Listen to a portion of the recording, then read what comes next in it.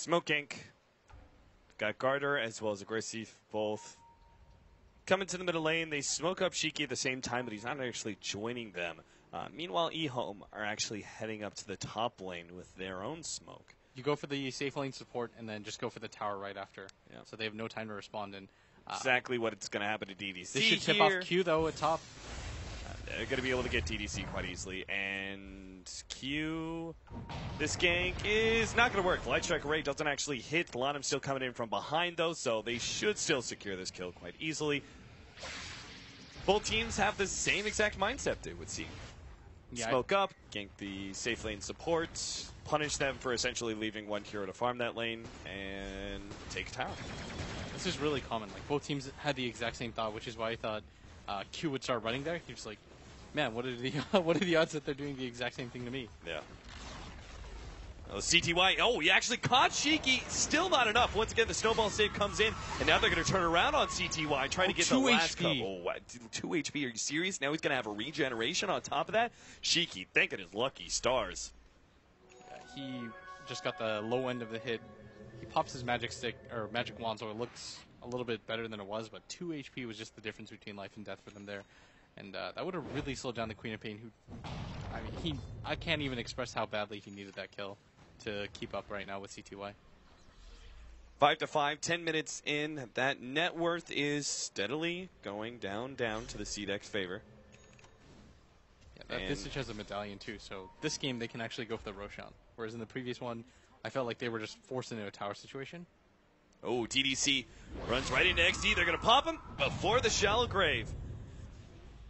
Fisher laid out, but not much else is going to come of this. I think you pointed out too that most of the net worth difference is within the offlaners. Mm-hmm. Like XZ has a fully completed mech and just 50 gold, and if you look on the flip side, ROTK's got arcane boots and 500 gold. Like, it's not even close. There's also the very gigantic discrepancy between the two safe lane cores as well. Razor has way less than the Gyrocopter because, as you said, Gyrocopter much better at farming. Yeah, and YJ has been rotating around a lot. Like, I'm still not quite sure why when he went for that top lane, when he just sort of meandered. Like, he went for that top lane, and then he walked back mid, and then he went back top to go farm. So CDEC, once again, we saw them in this type of position last game where they had the advantage but weren't able to capitalize. But I think this game they're in a much better situation. Like, their Visage has a medallion, so they don't have to go for unsafe opportunities. Like, they can go for the Roshan before they go for anything else. I feel like they have much better late game this time around too. Like, last game it was like, okay, we can see merits on both sort of situation, but I feel like CDEC, despite eHome, they're okay, but it's just the edge. I would say the Gyrocopter has the edge over the Razor, the Darkseer has the edge over the Earthshaker potentially, and even the supports. Like, if Q's actually getting a lot of farm and he gets an Aghanim Scepter, that can mean a lot.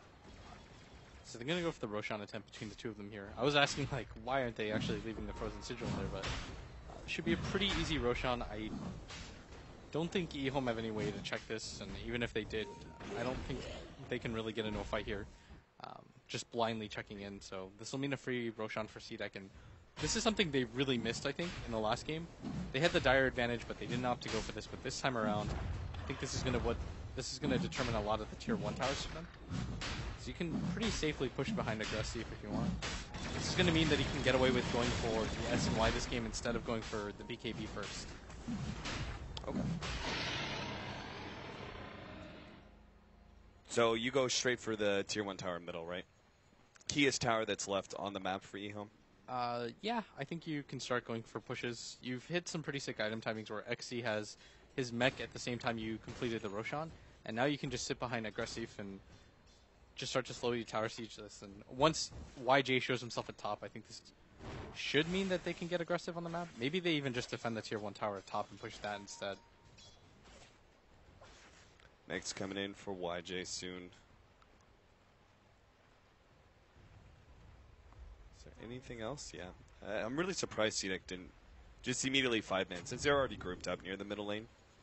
Just go for that tower. The thing is, Aggressive can just push out top and guarantee that they don't take that tower, because they won't die for a guy with an Aegis. It's too risky. True. So it's better for him to push out top, guarantee that they're not just trading one for one, because they are ahead right now. There's no reason for them to have to trade one for one here. So he defends that top tower out, and then they can go for that mid tower. Because he walked up, he actually walked up there. Like, he didn't go for a TP or anything. Oh, yeah. So he can just go back mid. Once he pushes out the lane a little bit, boom, TP's mid, 5-man into the tower. Exactly. E-Home not able to get a trade-off. That makes sense. He's just guaranteeing that they don't get a free tower at top. Right. So here it comes. The 5-man, tier 1, E-Home do not really have a response here. Two of the heroes up at the top lane. They don't have the Blink Dagger yet up on the Earthshaker. Compare that to the Darkseer, who kind of has his team fight item, which is the mech. Now he's going to search for it, see if he can't find somebody. Vacuums back RTK, but looks like Garter had different ideas for his pickoff. To take the tower, now who's going to TP up to the top lane to go back and defend it? Doesn't look like anybody. It falls, so they still make the trade-off nonetheless. I mean, it's just like, you got to delay it, I guess. That was the best possible option, I guess, for C-Tech. They thought, hope that CTY comes back, try to defend the tower, but E-Home are not interested at all. They're much more comfortable with going for the trade. It's more guaranteed, right? And you might not get another opportunity to go for that tower. C-Tech feels pretty comfortable with taking a fight right now. So any sort of trade for E-Home where they don't have to fight against the Aegis in an awkward position is a win-win for them. Oh, CTY, him and Garter, they're just out of vision of each other. CTY looking to get that surprise jump, and is going to try and burst down Cheeky. Garter a little bit slow in the reaction, but will now be able to snowball, block in CTY, and Cheeky says, thank you, Tusk. Oh, no, CTY! No! What a play there. CTY managed to pull out that stun in the last half second. Now they're going to try and nuke down R2K. Aggressive, running him down, but a good sleep will actually stall him up. YJ, though, ice shards right on the money. Will block him in. Oh, he's stolen so much damage, though. And Aggressive will actually keep his Aegis still. Despite the damage that was stolen by the Razor, unable to turn her back around them. Now Q actually wants to go for more. Now going to slow down Lana with the new familiar. Stun 1, stun 2, and now the rest of the team is here as well. Q turns around, throws out that first damage. Mech will keep the Visage alive. And DDC, geez, C-Deck just go from one hero to the next to the next. What a snowballing fight that was for C-Deck. Now taking the tier 1 tower. Backdoor protection, be damned. That was no BD protection, man. I mean, yeah, you know what I mean. ROTK actually had the opportunity to get the fissure kill onto the gyrocopter. It was really unfortunate. He waits right here. He throws out the fissure, like right at the top, right when the rune spawns. So the gyrocopter runs down slightly, and then the fissure just completely whips. It was like 100 HP gyrocopter.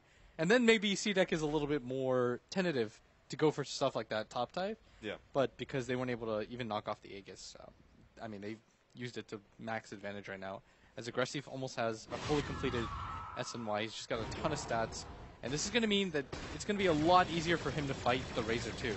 As we saw, he wasn't able to quite get away from him, but this time he can just maneuver in and out. Kiting is going to be really simple for him. Sure.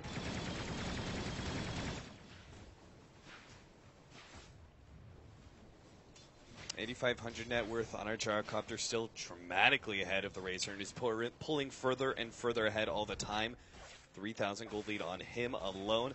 The Queen of Pain and Lina matchup. Lina is ahead by 2K. Well, more like 1,500. CTY has kept his team in this game. Yeah. Just the amount of plays that he's had right now where he barely survives or he dies, but he kills the Queen of Pain and the Queen of Pain isn't able to get the rebuttal kill has been pretty huge for C-Deck. But right now the problem for E-Home is that the Razor doesn't have the net worth to compete, and it's not like his item build is going to change anytime soon. It's not like he's really close to that BKB, and if you just take a look, I mean, XZ pretty much matches him in farm. Like, he's got a mech with upgraded boots, which is what the Razor has at the same time. Once again, Aegis, I'm not going to say wasted for C-Deck because they did try and force fights. They just didn't have to use that Aegis, but it will go down without a fight. Guardian Greaves actually finish up for XZ. That's really interesting over the Blink Dagger. I think they just want to go for the straight 5-on-5 engagements and hope that you can tank through the burst damage at E-Home. So I don't think it's a terrible pickup here by any means. Yeah, I just felt like it had such good synergy with Call Down by itself, but then you also have the Queen of Pain's AoE, maybe a Snowball or Ice Shards. Yeah, I think the Blink Dagger would have been a good choice too, but C-Deck, with the Aegis gone, I don't know if E-Home will anticipate this type of smoke where They're getting incredibly aggressive right now, but they do have the lead, and so it's not very dangerous for them whatsoever. And Garter has a Blink Dagger, and everybody from eHome is just disengaging. They're just going back to base, and YJ's headed to that top area. Maybe if they can get a ward down here. Oh, CTY instantly blink in Walrus Punch. Self-Fuel Scepter to be able to dodge some of this. Fiend Script placed on Garter, but Lonham is now going to be the next target. Really can't save his mid. Smoke, but I think it's a bad idea to use it right now. I don't think without any sort of follow-up he should be going for this, because it's only a level 1 X. Then goes straight for Aggressive. Only really locks down him and Garter, but it's still enough to get a kill on one. Aggressive. Oh, he's just still not gets away going from down. the lead. CTY now a 3-man back. Yeah. Oh my god. They even lose the tier 2 Did tower. you notice that? CTY almost died. It was really he ran into the wall. Oh, did he? And he almost killed himself on that. He had to Yule Scepter in order to dodge his illusion hitting himself. Life is full of terrors. I mean, they can get a BKB really soon on Aggressive if they want. There's nothing that's going to surprise C-Deck anymore. They already know about the Earthshaker Blink Dagger, so in the next fight they'll be a lot more careful. YJ is desperately trying to get a BKB or just something right now, but only 282 gold backing him up. And there's no objectives that they're going to go for that are going to be nearly in time, where he'll be able to complete it. Like, if they still had towers to go for, if they're in a decent position to push, then maybe he gets it within the next 4 or 5 minutes, but without that, it would have to be a dominating team fight. Even his jungle isn't very safe. C-Deck start coming in for this bottom tier 2. eHome are already ready to defend. They have Lina with the TP scroll, so she can join them as well in a second. If you notice, Aggressive at the same time is still stacking up this entire wave repeatedly. It's just making it so hard for eHome to come back, because eHome doesn't have a stack of their own, and even if they did, who would clear it? Yeah, exactly. Rich get richer. So Gyrocopter's always able to stay ahead. And thing is, they didn't even have XZ there. C-Deck weren't really committing for a push at all. Force some rotations. Try and make the Lina come back. It just seems so unlikely that eHome are going to try and jump you, especially since they still don't have Echo Slam. Though it's coming up in 10 seconds, so maybe this next creep wave push, they'll be willing to stop this. But at the same time, their cores have already rotated out, so maybe not. C-Deck. No, here comes the Lina. And their Razor is running over. Oh, never mind. Razor stops. He's going to push in middle. They give up on the tier 2. It's still only a level 1 Echo Slam. Like, he hasn't gone a level or 2 since then. So I don't know if C-Deck are worried about this. They get the tier 2 tower, and then I think they just back off and go for the next Roshan. And then from there, you can go push out that top. Like, they already have a ward set up for this. And eHome's just put in such a weird position where I think they might even go for a smoke of their own and try to contest the Roshan. You got to upset the trajectory of this game. I mean, oh, Jesus. 12,000 gold lead for C-Deck. The experience is just as dramatic, yeah. Yeah, so C-Deck finished the BKB up on the Gyrocopter. It's a fully completed one. He's got a ton of levels too. YJ just can't keep up when it comes to farming levels anymore. eHome do have a few glimmers of hope though. CTY's got an Aghanim Scepter picked up. The Earthshaker Echo Slam, you would like to see him at least level 11, but things can still change. Yeah, I mean, the important thing is you have... I think it's even more important for you to have maxed out Aftershock than it is the second level of Echo Slam. Yeah, just so I mean, going from 0.6 to 1.5 overall as a stun is a lot easier to set up the next fissure. But C-Deck are just going to farm out the Ancient stack. In a second, they'll see that Roshan is up and take it. I think eHome